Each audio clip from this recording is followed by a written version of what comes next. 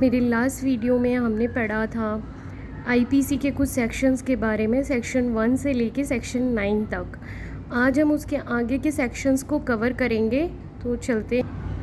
आज हम general explanation के सेक्शन 10 के साथ स्टार्ट करते हैं। तो सेक्शन 10 है man and women. The word man denotes a male human being of any age. The word woman denotes a female human being of any age. It means that यहाँ पर अगर हम मैन का इस्तेमाल कर रहे हैं तो वो किसी भी एज का हो सकता है।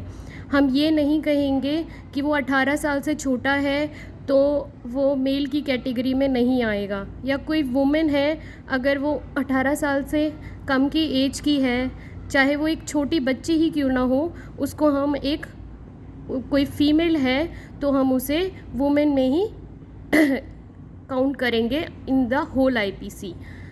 नेक्स्ट सेक्शन है हमारा person. The person, the word person includes any company or association of body of persons whether incorporated or not. It means that ये जो हमारी पर्सन की डेफिनेशन है ये डिफ़ाइन करती है कि हमारे दो तरह के पर्सन होते हैं, एक नेचुरल पर्सन और एक लीगल पर्सन। तो ये जो हमारी डेफिनेशन है ये company as a legal person को भी इंक्लूड करती है। कोई कॉरपोरेशन है, एक बॉडी ऑफ पर्सन्स है, उसको भी हम पर्सन्स की कैटेगरी में रखेंगे। नेक्स्ट सेक्शन आता है public. The word public includes any class of public or any community. It means that कि कोई भी अगर कम्युनिटी एक साथ कहीं पर इकट्ठी होती है, या फिर कोई क्लास है, कुछ क्लास के लोग हैं, जैसे कि कोई समुदाय के लोग हो गए, किसी कास्ट के लोग हो गए इकट्ठे, जैसे कि हमारा वकीलों का कोई ग्रुप हो गया, हमारा डॉक्टर्स का कोई ग्रुप हो गया, अगर वो सारे लोग एक साथ खड़े हैं तो हम उसको पब्लिक ही डिनोट करेंगे। अब हमारा नेक्स्ट सेक्शन जो 13 है वो रिपील हो चुका है। नेक्स्ट सेक्शन पढ़ेंगे हम section 14, servant of government. The word servant of government denote any officer और सर्वेंट कंटिन्यूड अपॉइंटेड और employed in India by under authority of government. It means that जो भी गवर्नमेंट के अंदर अथॉरिटी जो भी अपॉइंट होगी, जिसकी भी अपॉइंटमेंट होगी, चाहे वो एम्प्लॉयड होगी, उसको हम गवर्नमेंट सर्वेंट कहेंगे। अथॉरिटी ऑफ गवर्नमेंट के अंदर उसकी अपॉइंटमेंट होगी और उसका employment under government of India होगा तो हम उसको सर्वेंट ऑफ गवर्नमेंट बोलेंगे। नेक्स्ट डेफिनेशन आता है British India. It has been repealed now. Section 16 की तरफ बढ़ते हैं। Government of India, it also has been repealed. Next section is section 17, government. The word government denotes the central government और the government of state. It means that IPC में हमारा अगर government शब्द कहीं पे भी इस्तेमाल होता है तो हम उसे या तो स्टेट गवर्नमेंट मानेंगे या सेंट्रल गवर्नमेंट मानेंगे, दोनों गवर्नमेंट उसका मतलब होगा। नेक्स्ट, अदरवाइज स्पेसिफिकली अगर हमारी पूरी आईपीसी में अगर गवर्नमेंट है तो वो स्टेट और सेंटर दोनों हो सकते हैं। नेक्स्ट सेक्शन आता है section 18, India. India means territory of India including the state of Jammu and Kashmir. Before the 2019 it was the excluding the Jammu Kashmir. अब ये हमारा इसमें जम्मू एंड कश्मीर भी आता है इंडिया की डेफिनेशन में। नेक्स्ट सेक्शन आता है हमारा जज। द वर्ड जज denotes not only every person who is officially designated as a judge but also every person। इसका मतलब ये है कि जज वही पर्सन नहीं होगा जो कि एक डेजिग्नेटेड जज है, उस पर्सन को भी हम जज बोलेंगे, जो कि डेफिनेशन में है who is empowered by law to give any legal proceeding, civil or criminal, a definitive judgment or a judgment which if not appeal against would be definitive, or judgment which if confirmed by the some other authority would be the definitive. इसका मतलब ये है कि जज की category में वो person आएंगे जो कि लॉ के द्वारा किसी भी लीगल प्रोसीडिंग को, चाहे वो क्रिमिनल हो सिविल हो, उसको सुनकर उसके पूर्णतः उस पर एक जजमेंट दे सकें। उस पर अपील होती है या नहीं होती है, उसके बाद भी वो जजमेंट डेफिनेटिव रहती है, पूर्ण रूप से जो हमारी जो पार्टीज़ हैं उन पर बाध्य रहती है।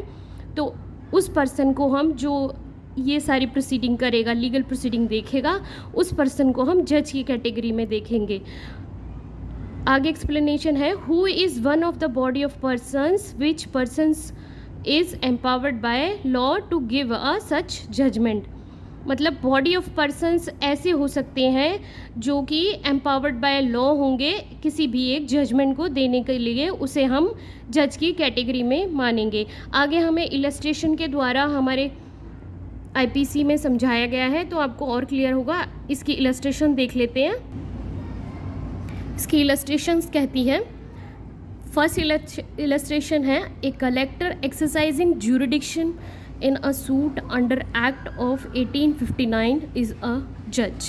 It means that कोई भी कलेक्टर किसी भी अपनी एक ज्यूरिडिक्शन के अंदर किसी सूट का निपटारा करता है तो वो एक जज की कैटेगरी में आएगा। इलस्ट्रेशन बी देखते हैं हम, a magistrate exercising jurisdiction in respect of charge which he has power to sentence to fine, imprisonment with or without appeal is a judge.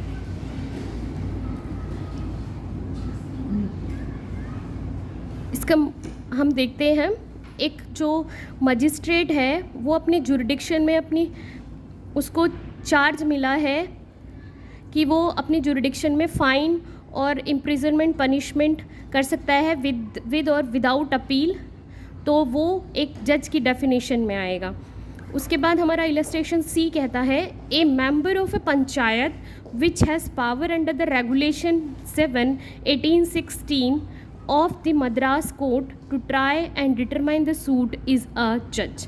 It means that कोई भी पंचायत का मेंबर है, उसको ये पावर दी गई है वहाँ के मैटर को ट्राई करने के लिए और उसको डिसाइड करने के लिए, तो वो भी जज की डेफिनेशन में आएगा। नेक्स्ट हमारा इलस्ट्रेशन है D, a magistrate exercising jurisdiction in respect of a charge on which he has power only to commit for trial to another court is not a जज। It means it clear that अगर कोई magistrate भी है उसको ये power दी जाती है कि उसको एक कोर्ट ने दूसरे कोर्ट से बोला है ट्रायल करने के लिए, तो वहाँ पे उसका जज की कैटेगरी में नहीं आएगा, ये उसकी एडमिनिस्ट्रेटिव पावर हो जाएगी, तो वो मजिस्ट्रेट जज नहीं होगा। नेक्स्ट डेफिनेशन हम देखते हैं, section 20, court of justice. The word court of justice denote जज who is empowered by law to act judicially alone, or a body of judges which is empowered by law to act judicially as body when such judge or body of judges is acting judicially. It means जो हमारे court of justice है, हम किसे कहेंगे, word से ही denote होता है जज who is empowered by law to act judicially along. मतलब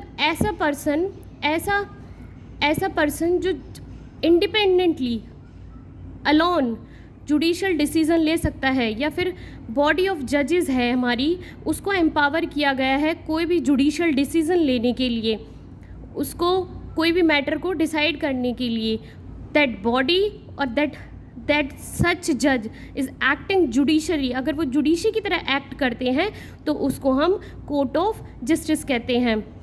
इलस्ट्रेशन हमारा वो जो लास्ट डेफिनेशन में जो इलस्ट्रेशन था वही सेम इलस्ट्रेशन की तरह ही है। A panchayat acting under regulation 7/1860 of the Madras court having power to try determine suits is a court of justice. It means that एक जो पंचायत है उसको ये पावर दी गई है। पंचायत में मेंबर बहुत सारे हो सकते हैं, तो एक पर्टिकुलर पंचायत है उसको ये अथॉरिटी दी गई है कि जो कोई सूट है, कोई मैटर है, उसको ट्राई करना, उसको डिसाइड करना, उस पर जजमेंट देना।